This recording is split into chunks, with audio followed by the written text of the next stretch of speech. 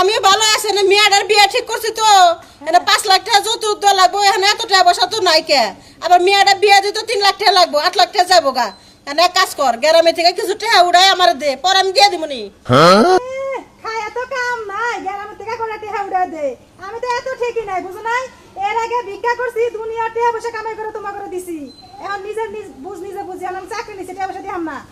বিপদে পড়ে তো ফোন দিছি বোনের কথাটা শুনবি না নাকি তোমাকে কথা হই না আমি লোন করে আমরা কিস্তি মিস্তি উড়া পারবো না তোমরা যা পারো করো গা হ্যালো দেখছো ফোনটা কাইটা দিল হ্যাঁ মেজাজটা যে গরম হয় রে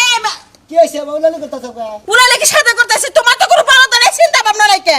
আমার বোনের কাছে ফোন দিছিলাম 5 লাখ টাকা চাইলাম তা দিব না এখন চাকরি দিছে ভিক্ষার ব্যবসা বলে চাইরা দিছে ও আসলে তো আমি ওই টেনশন করতেছি তখন আমি হুইয়া রে গে তোর বইনে চাকরি নইছে এখন মনে হয় এখন আঙ্গবতী কোনো দয়া মায়া নাই আমরা যদি কোনোটা নিকে অনুরোধ করি কব যে আইসেস গেট আউট এখন মনে করে ব্যবসা কথা কব হ্যাঁ কাছে যাওয়ার দরকার নাই আরে কি করব আমার মেয়েরা বিয়ে হবে না মরার বানার হাতে বিয়ে বসে আমার জীবনটাই গেছে গা আর ভাই যা ফেলা দেনা খালি একটা পানি মেলা তোমার জীবন আমি শেষ করে তোমার দিব তো চিন্তা মনে করো না কোনা আমার যখন বিয়া যখন দেন রাখবো আহের চিন্তা আমি করতেছি কদিকে কি পকেট টিয়া জানাবো আমি জুয়াইতেছি তুমি তো যাবা তোমার নটকাই বলি এখন টিয়া দেব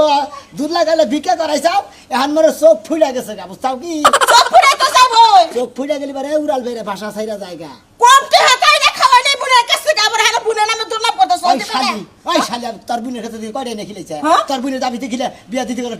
টিয়া দিলাম কম বিপদ আপদ টাকা না দিছি খাচ্ছি। অসুবিধা পড়ছিল বোনের কাছে 2 লক্ষ টাকা না দিছিলাম আসলে তো বেশি কথা কয় শালি আমি তোর বোনের রে বেশি কথা কবে না যাও তোমার সঙ্গে সামনে থেকে দূরে যাও কোন মু হ্যাঁ পরে যাবে না করে গারমু হেবারে গারো না কে তোমারও গারমু একসাথে মরমু এই যে হনো রাগারাগি করে কোনো ফায়দা হইব না আমি যে বাইরে গেতাছি মনে কথা যেবা করে পারি টেহা বাসা যেবা করে পারি মাসের কাছে থেকে হাতে ধরে পারি হাতে পাই ধরে পারি যেবা করে পারি আনমুনি টেহা ব্যবস্থা করবো যেবা করে পারি এত কিছু তো আমি বুঝি না তুমি কেমন করে টাকা জোগাড় করে আমার মেয়েটার বিয়ে দিবা এটা তোমার ব্যবস্থা তুমি করো ও তো তোমার তো ফাল বাড়ানো না আমি এটা ব্যবস্থা করতেছি এটা আমি বুঝবো কি আমি তো ফালবারি বানো হ্যাঁ ফাল বাড়াস না। আমি ফালবারি খালি জানি কোন গাড়া একটা ডে জুয়া বার খেয়া মানা খালি গল গল বেড়ে তো আসা পাই না কে আইরা দিলি ভালো না আইরা দিলি খারাপ আমি তাই না ওই শালি তুই তো খারাপই তো তুই খারাপ না তো কি তুই কি মনে করছিস খাত নি তুই যদি টাকা জুয়াই জায়গা তেনে তাইলে এখন বিয়া দিদি এখন কাউকে করে না ওরে